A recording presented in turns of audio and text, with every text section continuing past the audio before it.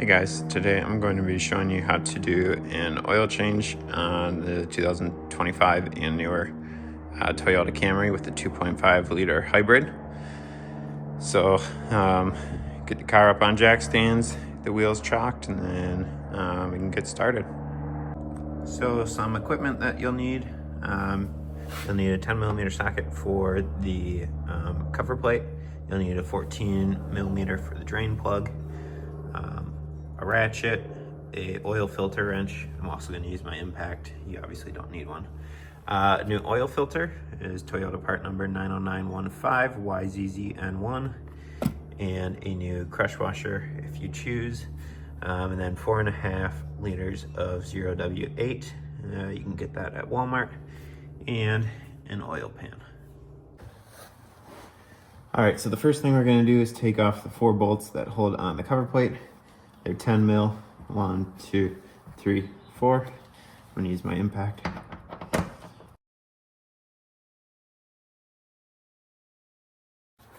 And then you have your drain plug here, 14 mil, and your oil filter is right here.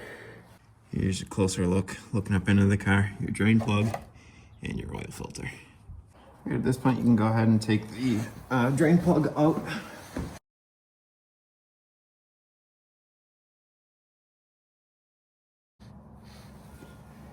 And let that drain.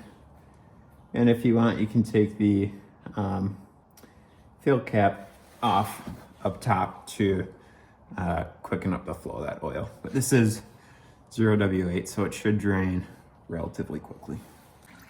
All right, while that's dripping there, we can go ahead and remove our oil filter.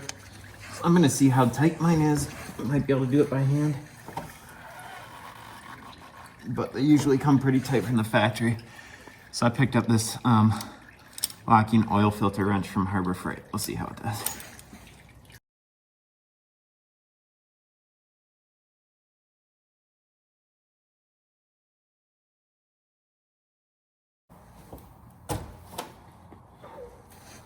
Oh.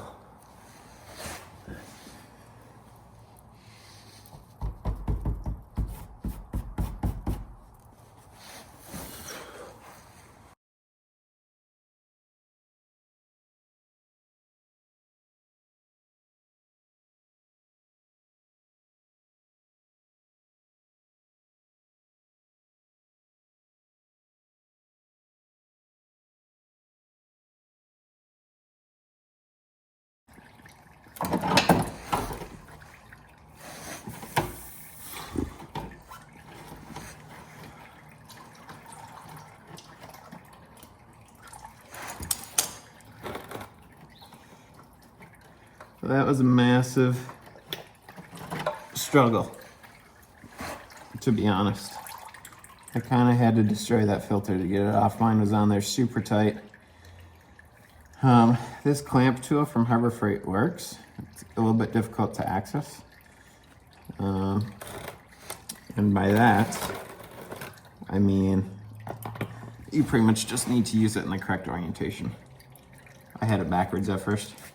And when there's no more oil dripping out of the oil filter housing, then you can take your new oil filter, like I said, 90915YZZN1, remove the plastic covering, and just a little dab of used oil. I think this gasket's actually already oiled. It sure looks like it is. So if you want to put a little motor oil in there, you can. Otherwise, you should be good to just set it right in. And I'm only going hand tight on this, right? I don't need to torque this thing down too much. And then I'm putting on a glove for just a little bit better grip so I can get a couple more turns out of it. And that should be good. All right, we're at the dripping stage, so I'm gonna put my drain plug back in. This car has 1,000 miles on it, so I'm gonna reuse this crush washer. It's gonna get another oil change, and I'm going to reuse my crush washer, the original. The car only has 1,000 miles on it, and it's gonna get another oil change at 5,000, so it should be just fine with that. And then I think the torque spec on this is 30 foot-pounds, but I'm just gonna go and tell hand tight. That should be good. And then I'm going to leave the cover off for now until we get some oil in, and then we'll check for dripping. All right, so 4.5 quart capacity. So it probably won't go all the way to 4.5 before we check it the first time.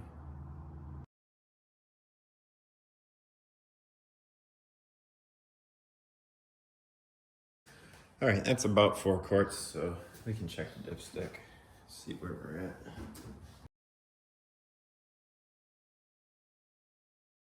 We're about right in the middle of the fill lines right now. So, you know, once you're in that range, should be 4 to 4.5 quarts. You should be good to go. I did get a hair over 4 quarts out of that motor. So yeah, 4.5 quarts is pretty close to what was in there. And if yours is the same, I would target that for the refill. All right, when you're satisfied with your fill level, you can go ahead and throw your fill cap back on.